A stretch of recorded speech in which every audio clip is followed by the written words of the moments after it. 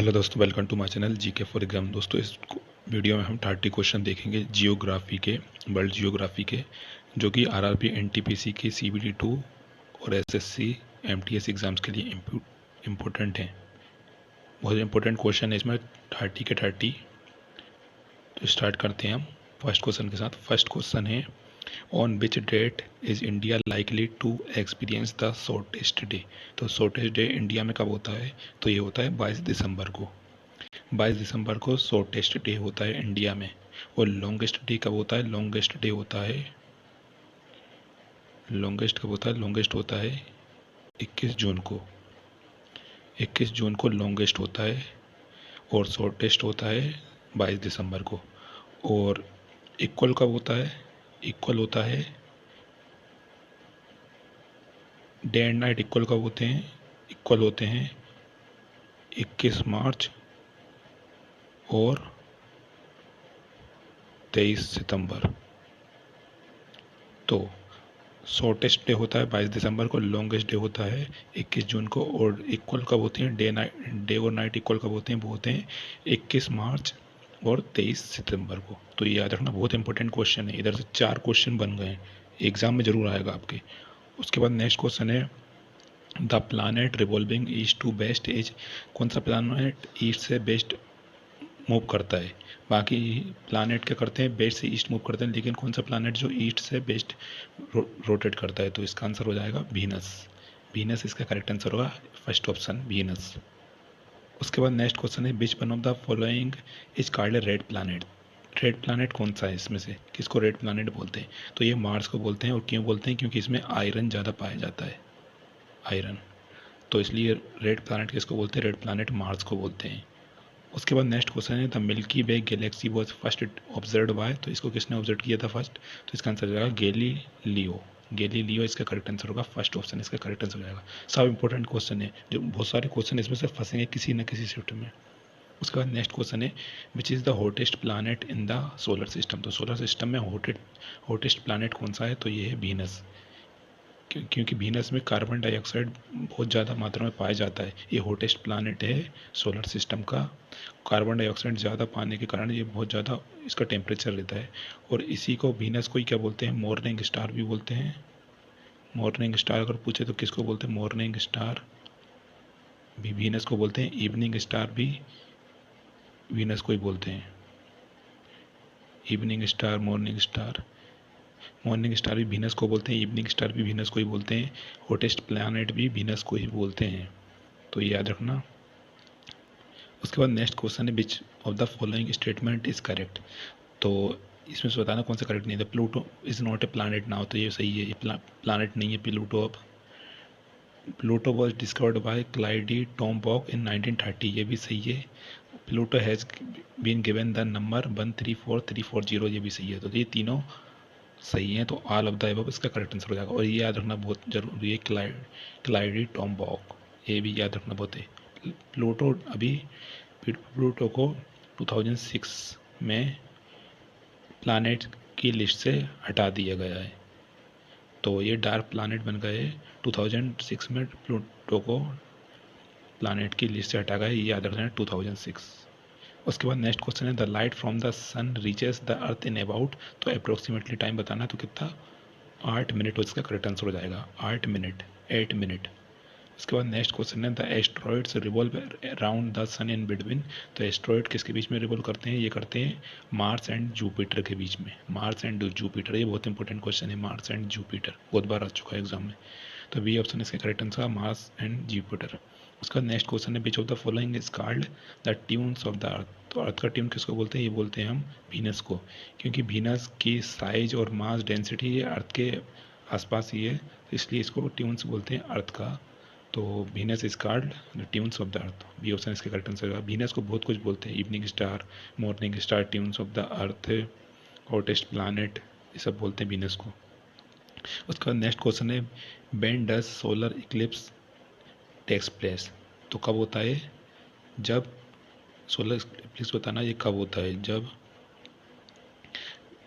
First, second, third, fourth ये option दिए हैं, तो इसमें से अपने वो बताना है। तो ये कब होता है? ये होता है when the moon is between the sun and earth, when the moon is between the sun and earth, तो जब मून सन और अर्थ के बीच में होता है तब सोलर इक्लिप्स होता है। तो थर्ड ऑप्शन इसका करेक्ट आंसर हो जाएगा, when the moon is between the sun and earth. Third option इसका करेक्ट आंसर हो जाएगा।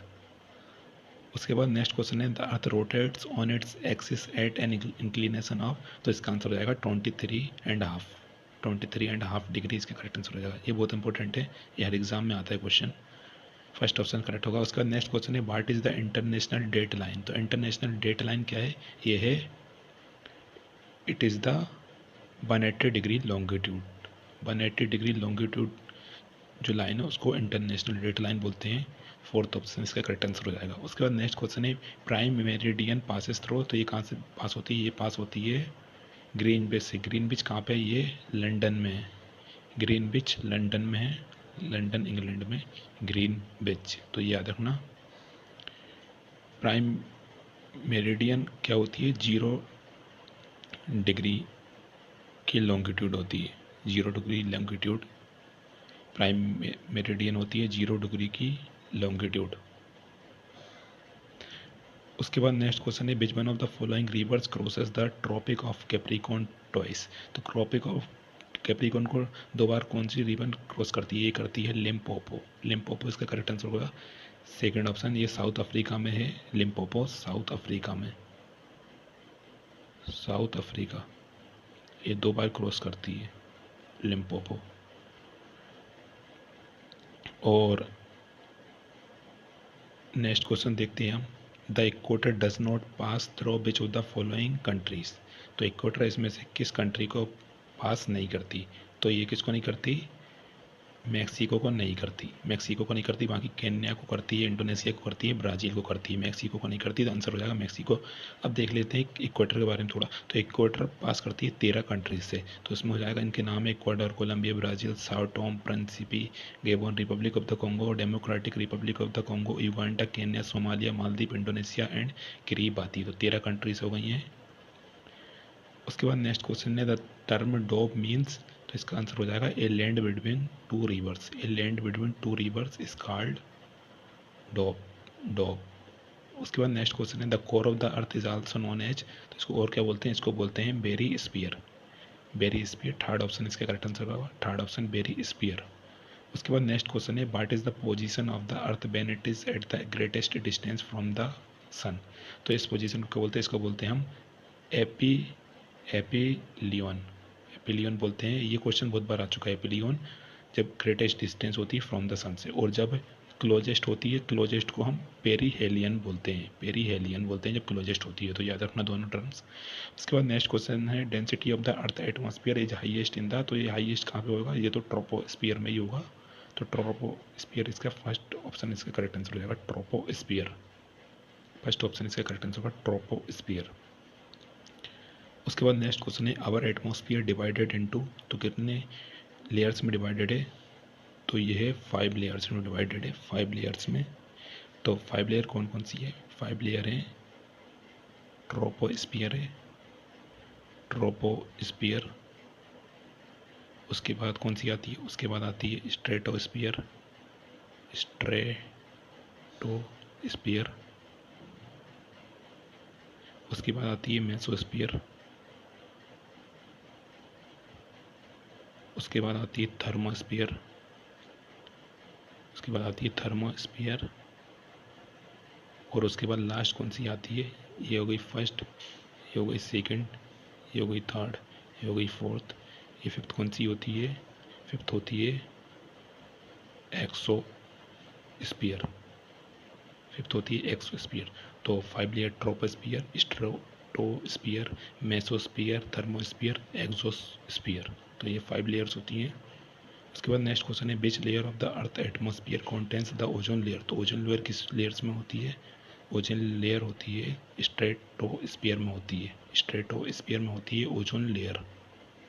उसके बाद नेक्स्ट क्वेश्चन है, the 4 largest planet of the solar system in decreasing size are, तो डिक्रीजिंग साइज में बताना है तो कौन से होते हैं, तो सबसे बड़ा कौन सा होता है, जुपिटर होता है, उसके बाद सैटर्न आता है, उसके बाद यूरेनस आता है, उसके बाद नेपच्यून आता है, और अगर उसके बाद और देखें तो इसके बाद अर्थ आता है 5th नंबर पे, अर्थ के बाद आता है वीनस आता है, वीनस के बाद आता है मार्स, मार्स के बाद आता है मरकुरी सबसे छोटा, मरकुरी सबसे छोटा। तो सबसे बड़ा जुपिटर, सबसे छोटा मरकुरी। तो जुपिटर, सैटर्न, यूरेनस, नेपच्यून, अर्थ, वीनस, मार्स, मरकुरी, इस प्रकार से ये लाइन है डिक्रीजिंग ऑर्डर में।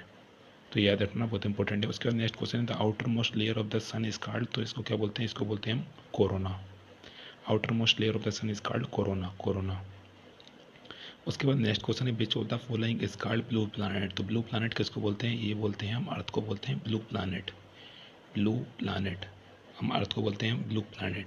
और दोस्तों एक चीज़ जो याद रखना, मैं बताना भूल गया वहाँ पे, तो जो इक्वेटर होती है, सॉरी जो ट्रॉपिक ऑफ कैंसर होती है, ट्रॉपिक ऑफ कैंसर, इसको माही रिवर 2 बार क्रॉस करती है। ट्रॉपिक ऑफ कैंसर जो इंडिया से पास होती है उसको माही रिवर, माही रिवर ही एक रिवर है इंडिया में जो कि 2 बार क्रॉस करती है, माही रिवर, इसको 2 बार क्रॉस करती है माही रिवर।